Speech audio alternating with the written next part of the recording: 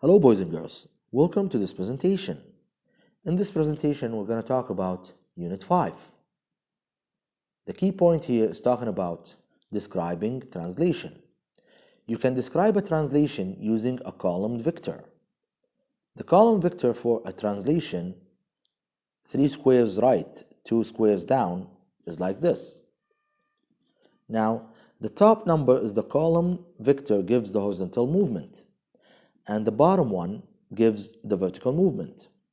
As we described before, you can use this column vector to describe the horizontal movement here, which is saying horizontally you're going to the positive side, 3 centimeters or 3 boxes.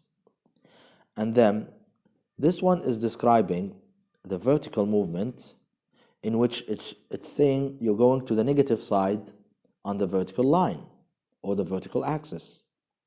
Now, I did describe this in another video, but I will describe it again on the next question.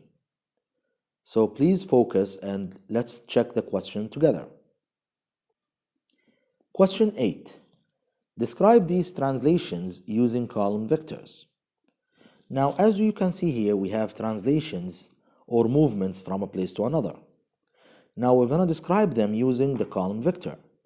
As we said, the column vector is like this. On the top side, you're describing the horizontal movement.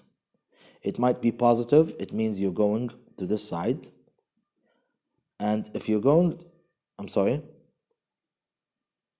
it might be positive, it means you're going to this side. And if it's negative, you're going to this side. Very good. Now, the bottom one describes the vertical movement. If it's positive, you're going to this side. If it's negative, you're going to this side or the bottom. Now, let me describe more using a shape. Let's talk about A to B. How did A become B? Now, to describe translations, you can use one point of the shape. You don't have to use all points because all of them are the same. Just use corresponding points which are the same points, and they will give you the description of the whole image or the whole shape. Now, how did A become B? First, we find a corresponding point which is the same between the shapes. We will say that this point here is the same as this one. And then we use a line to describe what happened. Now, this shape or this point came here first.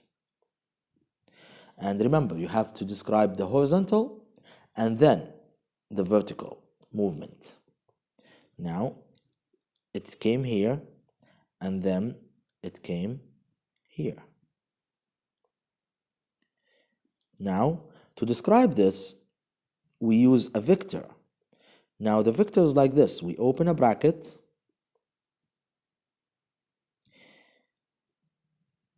Now, the vector has two parts, this part and this part. The upper one describes, let's make them the same. It's okay. Now, the upper one describes the horizontal movement. Now, to talk about the horizontal movement, we're going to talk about the green line here. Now, the green line moved to this side. So, is it positive or negative? Very good. This side is positive. So, we're going to write positive here. Very good. So, the first thing we write positive, which is the positive movement.